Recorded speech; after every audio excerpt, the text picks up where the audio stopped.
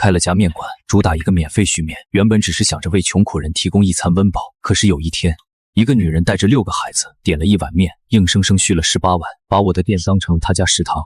我好言相劝，她却拍下视频骂我是黑心商家，还煽动网友网暴我。第二天，一群地痞流氓堵住了我的店，点一碗面就做一天，我上前理论，却被他们活活打死。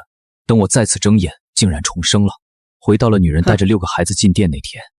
这一次，我笑着迎了上去。老板，来碗最便宜的阳春面。一个穿着洗到发白旧衣服的女人，身后跟着6个瘦骨伶仃的孩子，嚣张站在门口。为首的女人叫岳清河，在短视频平台上有个账号，昵称是6宝妈在城市打拼。看着她那张熟悉的脸，我的脑海就回想起上一世被打死的画面，就是她前世害死了我。来了，快里面请，带孩子们坐。我的热情让岳清河明显一愣，他大概预设了无数种被我嫌弃的剧本，然后显露出自己的弱势，让流量最大化，唯独没料到我会笑脸相迎。老板，看你说的，开门做生意哪有把客人往外推的道理？我直接打断他的话，然后麻利的给他们拼了张大桌子，又倒了7杯热茶。孩子们饿坏了吧？先喝口水暖暖胃。岳清河眼中的警惕渐渐褪去，取而代之的是贪婪。他大概觉得我就是个没脑子的烂好人。他清了清嗓子，开始走他的流程。老板，我们钱不多，就要一碗阳春面。他说着，从口袋里摸索了半天，掏出一把皱巴巴的零钱，正好10块。我笑着接过钱。好嘞，一碗阳春面，您稍等。转身进了后厨，我没有立刻下面，而是在后台把监控的摄像头调整了一下角度，确保能清晰地拍到岳清河那一桌，然后去煮面。很快，一碗热气腾腾的阳春面端了上去。来，面来了，趁热吃。岳清河立刻拿起筷子，在孩子们渴望的目光中把一碗面炫完。岳清河舔了舔嘴唇，理所当然地喊道：“老板，续面。”我没有半分犹豫，立刻又续了一碗。很快，第2碗、第3碗、第4碗，我始终保持着微笑，手脚麻利，服务周到。岳清河的胆子越来越大，续面的声音也越来越响亮。他甚至打开了手机，不停地摆拍。看他的举动，我不禁冷笑。这个人心机是真的重，也是真的贱。他肯定是在等我耐心耗尽，然后出声提醒他，或者赶他走，然后他就可以顺理成章地发难，上演那出被黑心商家羞辱的戏码。可惜有了上一世的经验，这次我不会再给他这个机会。店里的其他客人也注意到了这边的动静，开始窃窃私语。一个常来的环卫工大爷忍不住对我说道：“谢老板，你这……”我对他笑了笑，示意他别担心，我就是要让岳清河尽情的表演。他表演的越卖力，我就越开心。续到第19碗的时候，岳清河终于忍不住了。他看我始终不上钩，决定主动出击。他清了清嗓子，对着手机镜头，用一种委屈又坚强的语气说：“家人们，你们看，老板人真的很好，我们吃了这么多，他一句怨言都没有。不像网上说的那些黑心商家，我们穷人能遇到这样的好人，真是太幸运。”我知道他这是在铺垫，先把我捧得高高的，一旦我后面有任何不满，这种前后反差就会让他直播效果拉满，更能激起网友的愤怒，杀人诛心。他很懂这一套。我心里冷笑，脸上却依旧是亲和的笑容。大姐，看你说的，我开这个店就是为了让大家都能吃口热乎饭，只要我这店还开着1天，就绝对管饱。我话说的敞亮，引来周围食客的一片叫好声。岳清河的脸上闪过一丝不易察觉的恼怒，他要的是我发怒，不是我在这里赚口碑。他眼珠一转，又想出一招：“老板，你人太好了，但是面有点不顶饱啊，要不你好人做到底，肉臊子也给我们加点。”阳春面是素面，肉臊面可要25一碗，他这是赤裸裸的得寸进尺。前世我就是在这里拒绝了他，然后他才开始发飙。这一次我依旧笑着点头：“没问题，大姐。”随后我转身进厨房，舀了一大勺香喷喷的肉臊子，均匀地浇在续好的面上。来，给孩子们补补身子。岳清河彻底懵了，他准备好的一肚子台词全都卡在了喉咙里。他不明白这个老板为什么跟傻子一样，任由他予取予求。谢老板真是菩萨心肠。是啊，这年头这样的好人不多了。周围的食客看我的眼神已经从同情变成了敬佩。岳清河听着周围的议论，脸色一阵青一阵白。他要的是流量，是网友对我的口诛笔伐，不是给我送锦旗。眼看一计不成，他只好硬着头皮继续吃。第20碗、第25碗、第30碗，一直续到第30碗。几个孩子已经吃得瘫在椅子上，脸都撑绿了。岳清河的肚子也滚圆，再也吃不下一口。但他的表情并没有因为白嫖这么多面而开心，因为他今天策划的这出戏演砸了。他狠狠地瞪了我一眼，仿佛我是他的杀父仇人。他草草说了声谢谢，便带着6个孩子仓皇逃离。我冷冷地看着他落荒而逃的背影，揉了揉笑得发僵的脸。你以为这就结束了？岳清河，好戏才刚刚开始。岳清河走后，店里恢复了平静。环卫工大爷凑过来，忧心忡忡地对我说：“谢老板，你今天亏大了，那家子一看就是来占便宜的，你不能这么惯着他们。”刘大爷，放心吧，我心里有数。送走所有客人，关上店门，然后把监控画面保存下来，备份好。但仅仅这些还不足以扳倒岳清河和他背后的公司。前世他们能把我一个普通人网暴到死，能量可见一斑。我需要一个更有力的武器，一个能让他们万劫不复的炸弹。我打开了岳清河的短视频账号，六宝妈在城市打拼，账号里有几百条视频，内容大同小异，几乎都是他带着6个孩子在各种廉价的出租屋里吃着最简单的饭菜，配上伤感的音乐和文案。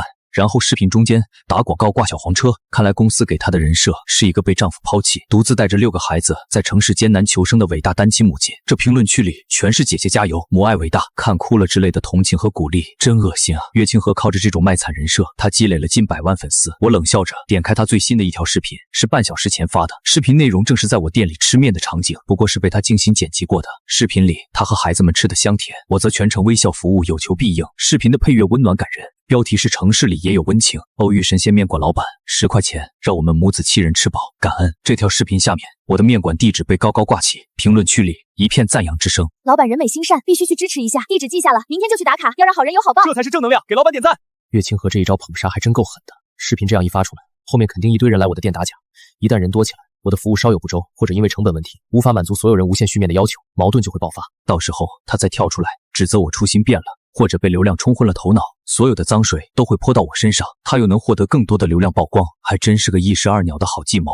我看着手机，光想想他接下来的做法，已经气得浑身发抖。我必须反击。我关掉了视频，点开报警电话，但想了想又挂断了。报警没用，他没有违法，这属于道德范畴，警察也管不了。我突然想到一个办法，既然法律无法惩处这种人，那我为什么不用魔法来打败魔法呢？第二天，岳清河那条视频果然爆了，我的小面馆一夜之间成了网红打卡地。早上8点，我刚拉开卷帘门，门口已经黑压压的挤满了人，长枪短炮的手机镜头几乎要怼到我的脸上。老板就是你吗？那个10块钱管饱的神仙老板，我们是看了六妈妈的视频特意过来的。老板你真是好人啊！老板给我们也来一碗阳春面，我们倒要看看是不是真的无限续。人群嘈杂，有真心来支持的，有来看热闹的，但更多的是眼神里闪烁着贪婪和算计的。他们高举着手机开着直播，标题大同小异。我早有心理准备，脸上继续挂起和昨天一样的笑容。欢迎光临，大家不要挤，一个个来，店里有位子，保证大家都能吃上，都能吃饱。我高声喊着，维持着秩序。店里很快就坐满了人。老板续面。老板你快点啊！老板，我这都等5分钟了。催促声此起彼伏，我一个人在后厨和前堂之间来回飞奔，汗水浸透了衣背，我感觉自己的胳膊都快要断了。一个染着红毛的年轻主播一边对着手机直播，一边大声嚷嚷：家人们，咱们已经续了10碗了，老板的速度有点跟不上了啊，是不是玩不起了？他旁边的同伴立刻起哄：就是这老板不行啊，昨天6老妈带6个孩子都能续30碗，我们这才几碗就不耐烦了。小兄弟，不好意思，今天人多，让你久等了，来，你的面。我端着面走过去，依旧笑着，我将满满一大碗面放在他面前。他愣了一下，似乎没想到我非但没生气，还这么好脾气。他只能讪讪地拿起筷子，在直播间粉丝没劲，主播吃不下别浪费粮食的嘲讽中，硬生生把面塞进嘴里。一整天，我接待了超过300名客人，续出去的面超过1000碗。晚上10点，送走最后一位客人，我瘫坐在椅子上，感觉身体被掏空。一天的流水刨去成本，亏损了近8000块。刘大爷在关店前又来了，他不是来吃面的，而是过来帮忙的。再这么下去，你的店就要被吃垮了。我摇摇头，从抽屉里拿出一个信封递给他，这是我这些天挣的钱，您帮我个忙，明天天亮后送到城西的孤儿院去，替我捐了。得有好几万吧？你今天不是亏钱了吗？日子不过了。听了刘大爷的话，我笑了笑。岳清和他们这群主播做梦都不会想到，我接下来做的所有事情会让他们陷入万丈深渊。没关系的，刘大爷，我要做的是回馈社会，无论他们怎么刁难我，我也不能忘了初心。刘大爷看着我，眼神复杂，最终化为一声长叹，郑重地收起了信封。送走刘大爷后，我关上店门，拿出电脑，开始剪辑这一整天的监控视频。那些主播的嘴脸，那些占便宜者的贪婪，那些我忙碌奔波的身影，以及最后我将一沓钱交给刘大爷委托他捐款的画面和说的话，全部被我剪辑在了一起。剪辑完视频后，我打开了另一个短视频平台，找到了一个以打假揭露黑幕而闻名的1000万粉丝博主道客先生。我将我的故事以及所有的视频证据都发给了他，看到他愤怒的谴责，并且表示明天要帮我发声的回复后，我才趴在桌上睡去。第二天，我照常开店，门口依旧人山人海，有了昨天的经验，我提前备足了3倍的食材，甚至临时请了2个钟点工阿姨帮忙。面对汹涌的人潮，我显得游刃有余。无论客人提出多过分的要求，许多少碗面，我都笑脸相迎，服务周到。那些想来找茬的主播，面对我这无懈可击的服务，完全找不到攻击点，只能悻悻地吃面，然后灰溜溜地离开。下午2点，岳清河又来了。这一次他不是一个人，身后还跟着几个扛着摄像机的男人，看样子是他背后的 BBA 影视派来的人。他今天化了精致的妆，换上了一身体面的衣服。谢老板，我们又见面了。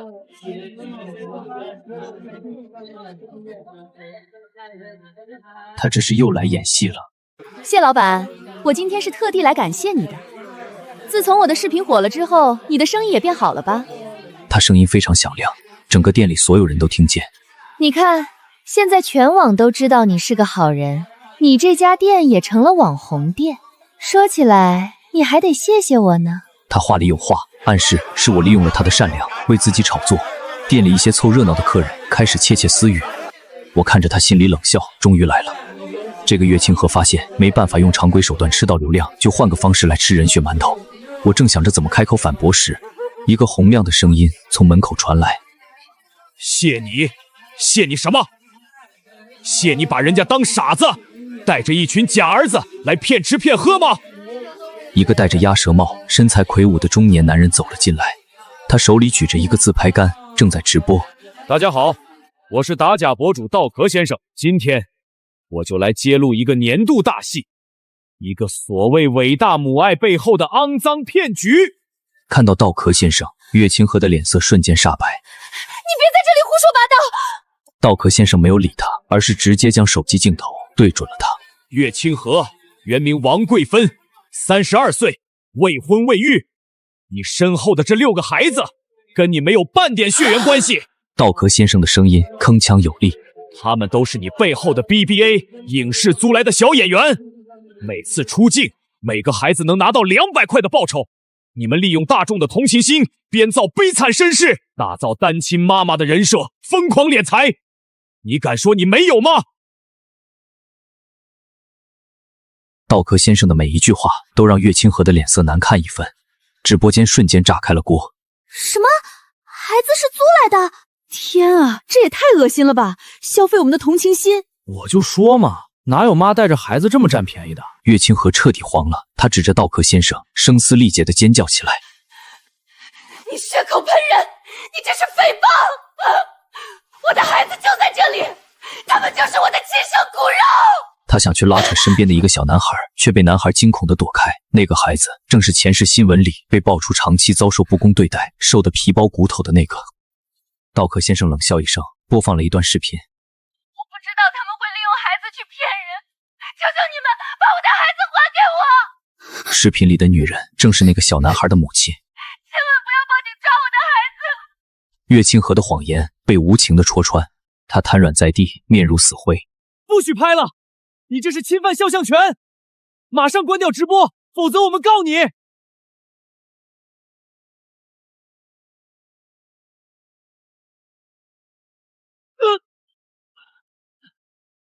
但他背后的团队反应很快，那几个扛着摄像机的男人立刻上前，想要抢夺道壳先生的手机。道壳先生身形魁梧，一把推开他们。我管你告不告我，我告诉你们别碰我，不然我报警说你们攻击我了。那几个人脸色一变，不敢再上前。岳清河眼看大势已去，突然开始撒泼打滚。我有什么错？我只是想赚钱而已。我一个人在城市打拼，我容易吗？你们都是坏人，你们合起伙来欺负我一个弱女子！我要告你们，我要让你们身败名裂！他丑态毕露，像个疯子。店里的客人、网上的观众看着他拙劣的表演，只觉得无比恶心。而这次直播的切片也被道壳先生手下的切片组快速剪辑，疯狂的发布、推流，网红迫害爱心面店老板桌等词条迅速霸占热点榜，舆论的洪流瞬间将岳清河和他背后的经纪公司淹没。岳清河的人设也彻底崩塌，他从一个受人同情的伟大母亲变成了一个人人喊打的无耻骗子。账号被封，合作被取消，全网都是对他的口诛笔伐。我看着一些路人的视频拍到他被经纪公司的同事像拖死狗一样拖出我的店，我重生后第一次开心的笑了出来。虽然岳清河算是完了，但他背后的公司才是最大的威胁。因为我清楚的记得，虽然引发网暴的是岳清河，但打死我的却是 BBA 的那群流氓。我化成灰，还记得他们说惹我们家的顶级网红，你找死！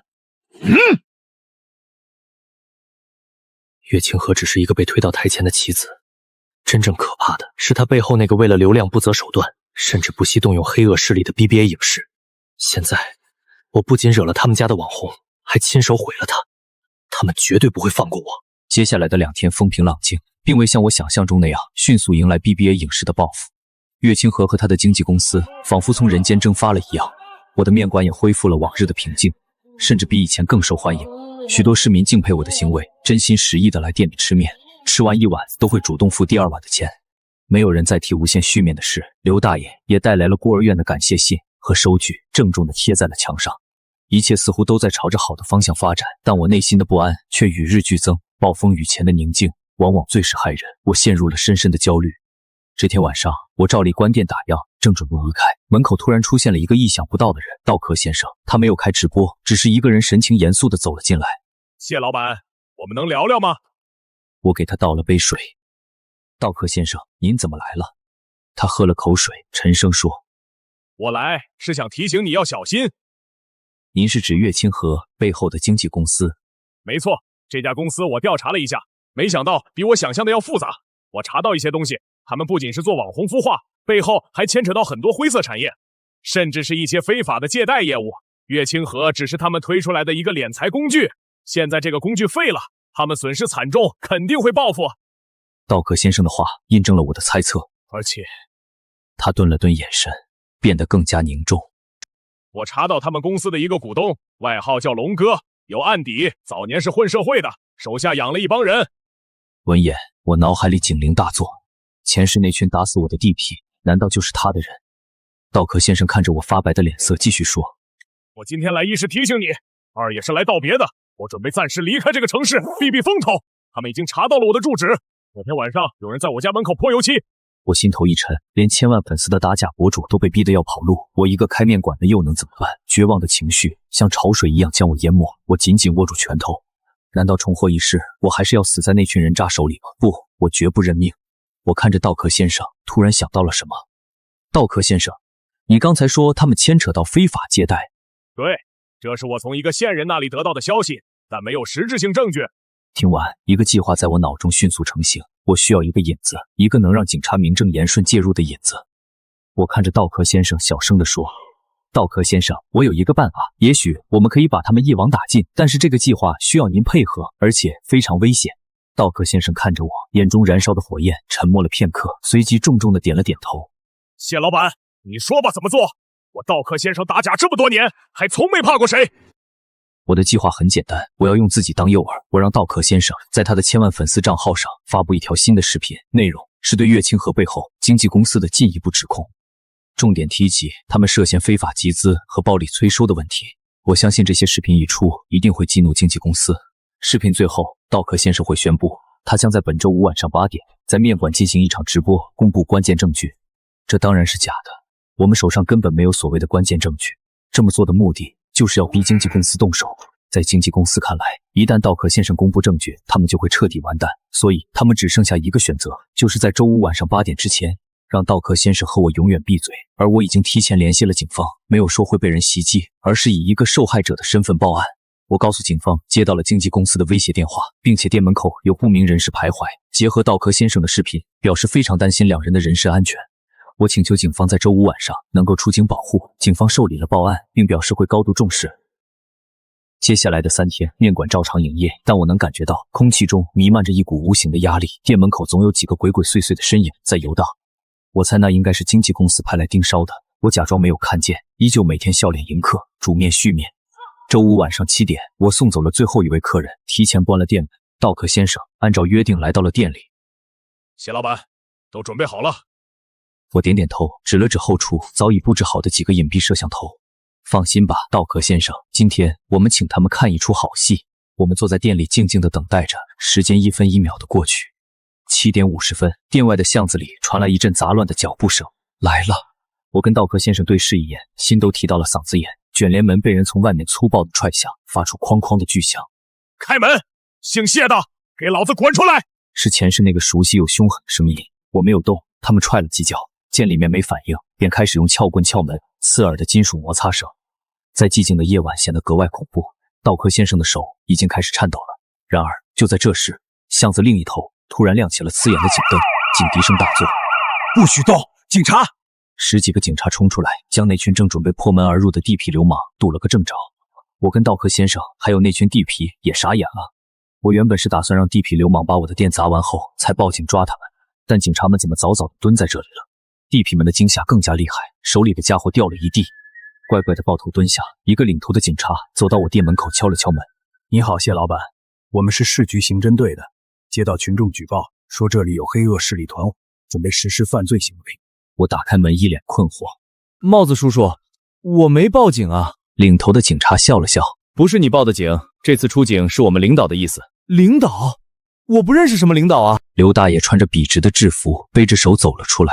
谢老板，好久不见啊。我看着眼前这位身穿制服、气度不凡的刘大爷，大脑一时有些短路。刘大爷，您……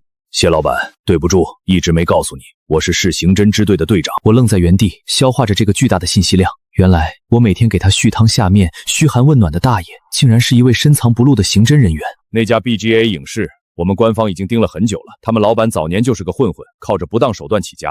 后来网络发达了，他就开了这家公司，包装网红，但骨子里还是那一套，专做诱导年轻人过度消费和陷阱，坑害了不少年轻人。我们一直想动他，但这家伙非常狡猾，核心的犯罪证据都藏得很深，账目也做得天衣无缝。我们缺少一个能把他定死的突破口。我原本以为自己退休前都没办法解决这个团伙。刘大爷的目光转向我，带着一丝赞许。他顿了顿，拿出了那个信封。可能是好人有好报，你的善举引来他们的针对，又恰巧被我碰到。于是从你让我捐钱那一晚，我就已经开始为今天的行动部署了。我恍然大悟，原来我以为是我和道克先生的计划引来了警察叔叔，其实我们自己才是被纳入官方计划的一环。我们是引蛇出洞的诱饵，而刘大爷和他的同事们是早已埋伏好的猎人。放心吧，这次有了这些地痞流氓作为把柄，我们很快就能撕破这家经纪公司背后的灰色产业。好了，我要去把坏人绳之以法了，你们早点回去休息吧。明天起床看新闻就行了。第二天，我打开手机，铺天盖地的新闻证实了刘大爷的话。那个盘踞在城市阴影中的犯罪团伙被一网打尽，主犯龙哥等人悉数落网，罪名涉及非法经营、寻衅滋事等多项。新闻画面里，那被解救的6个小孩也已回到家人身边，得到了妥善安置。我深吸一口气，拉开店门，依旧是熟悉的烟火气，但今天的空气里多了一丝雨过天晴的清新。老顾客们陆续来了，环卫工、附近工地的工人们，还有几个孤身的老人。他们没有多问，只是默默的点餐。吃完后会心一笑。老板，还能续面吗？当然，只要吃得下，管饱。老人家却从口袋里又掏出钱，认真的放在我手里。不了，您的善意不能当成理所当然，好人就该有好报。傍晚，刘大爷脱下制服，又变回了那个朴素的老人，坐在熟悉的位置上。来碗阳春面，多加葱花，